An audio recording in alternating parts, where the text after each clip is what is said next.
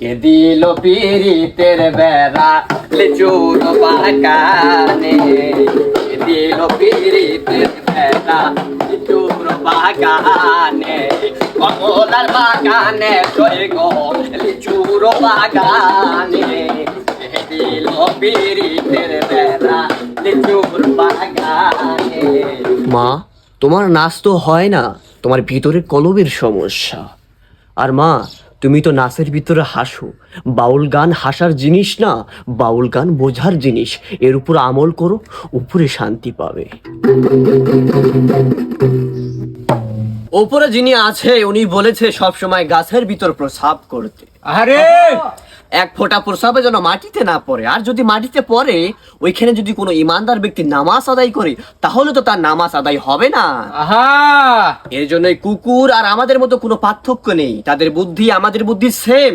আরে আমরা বাউল নামে ফাউল। বাবা, আমাদের কি নামাজ আদায় করতে হবে না? না শিষ্য, আমরা উপর থেকে নামাজ পড়ে এসেছি।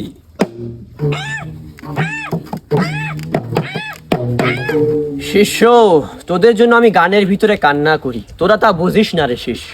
জয় বাবা, বাউল নামে ফাউল। আমরা তো মক্কায় হজ করতে যেতেই চাই, কিন্তু আমাদের তো সামর্থ্য নেই। তাই আমরা বছরে একবার গোসল করি, কিন্তু আমরা পেট থেকে হওয়ার পরেই পবিত্র থাকি।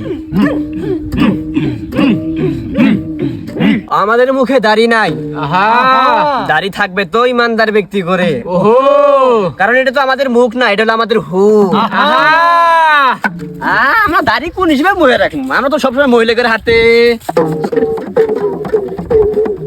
নাচানাচি করা লাগে।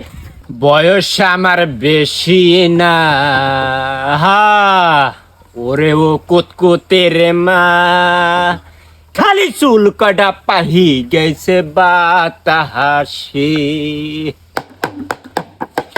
আমি হয়তো দুদিন পরে মরব, আগে বলে কি ক্ষতি, এই দুনিয়ার তাল বাহানা বুঝলাম না এক রতি। ওর বয়স আমার বেশি না, ওরে ও কুতকুতের মা, খালি চুল কাটা পাহি গেছে বাতাসে। মা, তোমার গান আমার অত্যন্ত ভালো লেগেছে, তোমাকে আমি দোয়া দিয়ে দিলাম, বাইসে থাকো চিরকাল, ছিঁড়ে খাবে ভেড়ার বাল। মা, আমাকে নদীর ভিতর চুবাই গোসল করাও তো।